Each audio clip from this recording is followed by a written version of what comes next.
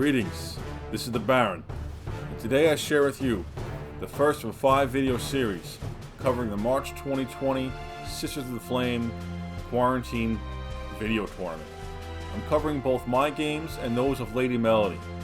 Unfortunately, we don't have the first rounds to show you, so it'll only be the rounds 2, 3, and 4. Enjoy.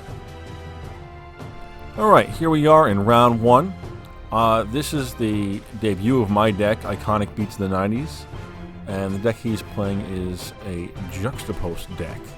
I, of course, at the time did not know I was playing a Juxtapose deck, but and it's a card that you don't see often. When you do, you wish you hadn't. Oh, a Brass Man. It's a 1/3, and you got to pay a colorless to untap him. So that's what I'm asking right now: is what is that guy? What's his deal? Because I want to know if I can come in and trade whatever, or take him out with my factory assembly worker. But no, not happening. So it's back to him. Beautiful blackboard Mox Ruby on that side. In this tournament, we were actually allowed to use proxies too, which I did not know. Never saw that memo, so I think I would have got a little more creative if I had. Maybe I would have played some card that I don't own that I could have more fun with. But I mean, I say that like I didn't have fun with this deck. This deck was awesome. It was exactly what I wanted it to be. This is the deck that, if you are a patron, you've noticed that I had built a deck around Dak and Blackblade. Well, this is it. So I'm in Esper colors, blue, black, what is it, white? Oh, he's transmuting his Brass Man. And I'm going to say, okay, no, I'm going to Divine Offering him in response. But we're checking the card now. It actually doesn't target.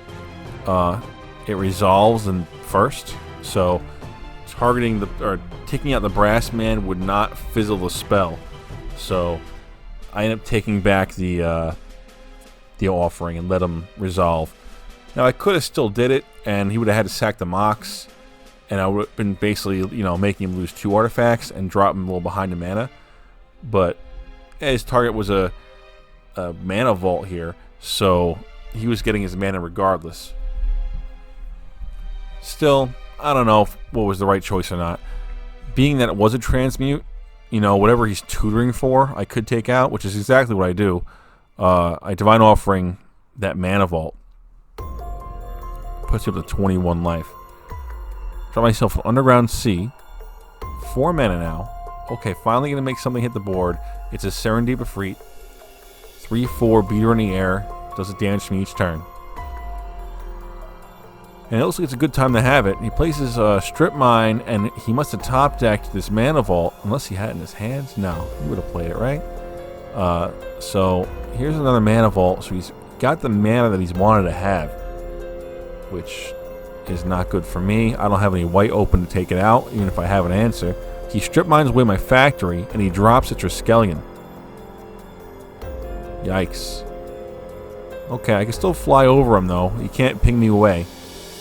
So I just want to win the beatdown exchange. I'm doing 3 to him. He's doing 4 to me at this point. So I need to get something stronger out. He's trying to adjust the lighting here for glare, but everything's fine. Ooh, I recall at the end of his turn. Puts me up to 6 cards in hand, and then on my turn I draw it up to 7. So full grip versus 2 cards in hand. Hopefully I got what I was looking for, something to deal with this Triskelion, or something to outsmash it.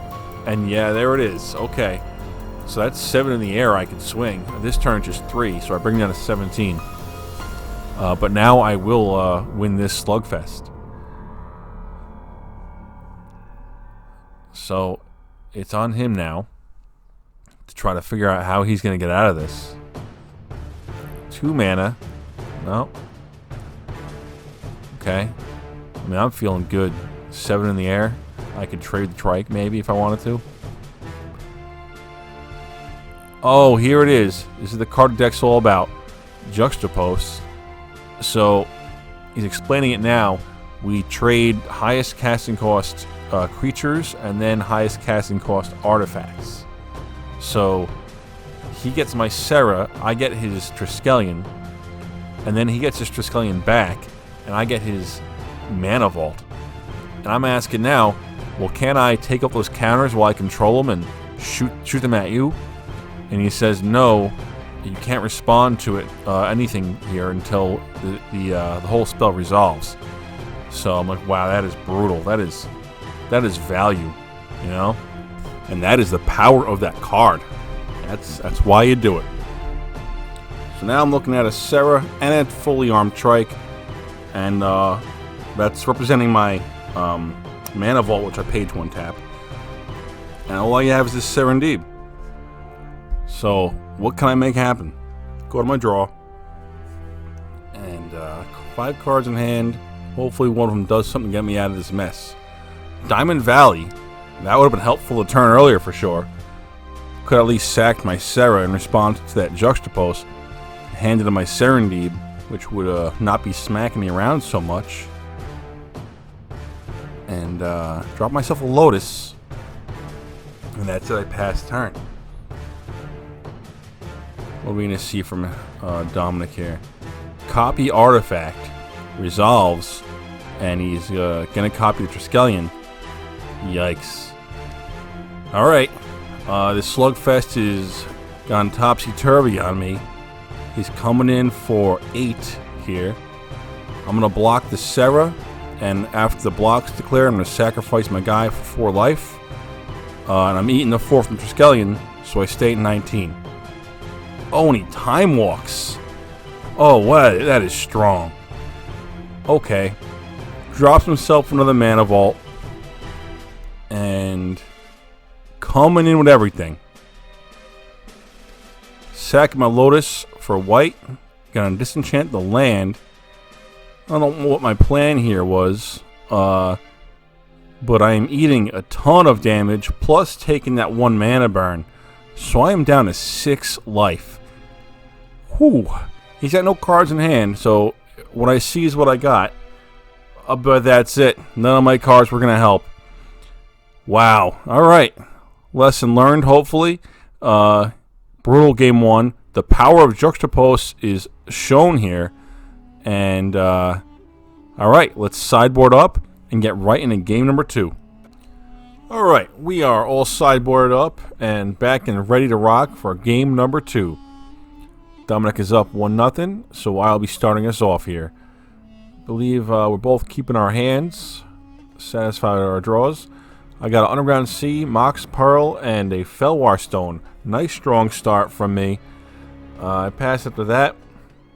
Mox, Soul Ring, double Mana Vault, Triskelion. Wow. Okay, that was definitely a 1-up from what I thought was a fine first turn. Back to me here. If I can get rid of that Triskelion, those Vaults will be just kind of stuck hitting him for a little while. Let's see if I can make that happen. Yeah, here it is. Okay, I eat 3 on the way out with that Triskelion, but you know, he's got no way to untap those 2 Mana Vaults, so that'll do some work hopefully for me. At least 2 here brings him to 18. Clearing out that Triskelion, he got disenchanted. And another Felwar Stone for me, but they're not doing any work because he has no land in play. And I drop a Tundra here. And he eats another 2 from those Vaults and passes back. Having a little mana trouble, I guess. I might also be considering not turning on my Felwar Stones, and that taking these 2 damage is worth it. He's down to 14 already, though. 12 now. And there's his first land. Island, blue and a green here. Sage of Lot Nam. What a great card. Another Tundra for me. My Felwar Stones are active. So that is a ton of mana on my side of the field. And I'm spending it on a Mahamori, the big Sky Cow. Alright. His turn here, he sacks the 1 Mana Vault instead of taking the damage. I'm not even sure it's something you do. Doesn't that go on a stack regardless of whether or not it's in play? If you have the answer to that, let me know in a comment, because Here he only took the 1 damage, sacking the other one to avoid the damage, or paying the 4. But I was under the impression that the ability goes on the stack regardless, as long as it's in play during your upkeep. Again, let me know if you have an answer for that for me. I would appreciate that.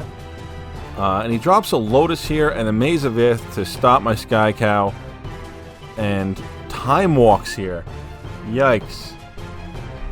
Alright, and this is a second card drawn already off that Sage, so he's doing work. And again avoids that damage or paying 4 by sacking it. And sitting pretty with that Maze of Ith now. 1, 2, 3 with the Lotus. 4, 5, 6, 7, 8 mana available on his side. He passes turn. Scrubland for me. So it's my black-blue duel. It's the one I was missing out of the 3 that I play in this deck. I'm counting my mana here, and I remember what I said to him. I said, this is the reason I made this deck. And if you're a patron, you know what I'm talking about. That's a black, 2 blue, a white, and 2 for Dakin Blackblade. That's it, ladies and gentlemen. That is why this deck was made. There's a whole story about it. You pay me $2 and you can read all about it on my Patreon page. I think that's it for me. I got mazed, so my Mahamodi's just chilling. And back to him now, right? Because that's all I had. He didn't untap yet, but still he's untapped that Maze and the Sage. And he's got a lot of mana open and available to him, but he's definitely not getting with that factory. My fatties are just blocking the road here. Dakin is currently a 5/5. And of course, Mahamodi's a 5/6 flyer. So, if I can find a strip mine, I can do some real damage here. And I think that's what he's worried about now, and considering his next move carefully. What will we see? And what a great game so far. The amount of damage those 2 mana vaults were doing was just nuts. That's a risk you take, but turn 1 Triskelion is just strong. Alright, he ended up passing turn, so it's back to me here. Blue mana, Soul Ring. Tapping the ring, +2, 2 black that is, for a Juzum. And this is their debut. I've never played a Juzum Jin before. This is my first one. I'm very excited. And coming in, who's getting mazed? The Fatty in the Sky. So that's a 5/5 Dakin coming at you. What are you going to do? He's eating it. So he's down to 6. Alright, that's good for me. Dakin can be a 6/6 next turn. Drops himself a Sapphire. Plenty of blue mana open to him. 2 mana for a Soul Ring. From a Soul Ring, rather. What are we going to see happen here? A City in a Bottle. The only thing that takes the board is the Juzum. That's fine. The Sage sacks the city, draws him his 3rd card off that Sage so far. And that Sage just keeps putting that work in. I'm thinking of making a deck myself now, using the Sage of Latnam. I'm actually short on Triskelions, only own 1, I think. So I need to get my hands on 3 more. And I don't even care if they're white watered, you know, I'm not picky. But I do want to make some kind of fancy artifact deck sometime soon. And my opponent here, figuring out his next move. What are we looking at? Show me what you got. Sacking the Lotus for blue. 3, 4, 5, 6 mana. Okay, let me see who. Tetravis. Alright, 4/4 in the air. That does not stop my 5/6. I mean, it does, but I'm fine. I'm going to win that exchange. So it does save him this turn, though. And he's copying the Tetravis. Okay, well now he stopped my 5/6. So, at least for now. Alright, back to me here. And 2 cards in hand. Coming in for my big swing. My opponent making his decisions. He's mazing the Dakin, who's still a 5/5. He's double blocking Mahamodi, so he's only losing one Tetris. I'm killing the main guy, so he still has that one Tetris floating there in the sky, the copy artifact Tetris. I dropped myself another Jusum. That is nice. Keeping those fatties coming. Let's see what he's deciding here now. Because that 4/4 is not going to stop me. You might as well take those counters off and stop me for a couple turns. Four creature swings or 2 swings, 2 turns, however you want to call it. By splitting it into 1/1s. And getting draws off those as long as that Sage is still in play also. Actually 4 turns with the Maze of Ith. So that'll buy him all the time he needs. And that's what he's doing here. So 4 1/1s in the sky. And that'll provide him all the protection he needs for a while and draw power. And Dakin is still a 5/5. He was asking right there, is my Jusum signed? No, just maybe some glary seeing on his end. Almost tracked here. Whose turn is it? I think it's about to go to his turn. Yep. So he's drawn for turn, plays an island, and tapping some mana? Maybe? No? Counting? Looks like he's giving me the finger here. No. Okay. So we got 1, 2, 3, 4 maze. Oh, jeez. Okay, 4 mana in the pool. Juxtapose. Okay. So he's gonna get my Dakin. I'm gonna get his flyer there, his Tetravis. And he's telling me he gets his Tetris back. I was trying to give him the Felwar Stone, assuming they were both 2 mana to cast. But he's saying no, it counts as 6, I guess. Is that true? I mean, that one was a little weird to me. Let me know in the comments below also how that works. Does Copy Artifact take on the casting cost of the card it copies? Because if it does, it's one thing, but if not, then I would have his Tetris right here, and this game would be a lot different. Because he just copy artifacted the copy artifact that was a Tetris that he got back from that exchange. And he also has my Dakin there, that flipped over card. And me, I got my Singer Bats as a second Soul Ring. And sacking the Tetris token, Tetravite, and mazing my creature. I've lost track of how many cards he's drawn off that Sage of Latnam. I think it's like 5 or 6 right now. And he's coming in for a swing. Dakin on the ground and a 4/4 in the air. And all the Tetravite tokens. So what am I going to do here? I've got mana, I've got 2 cards in hand. So I may have answers.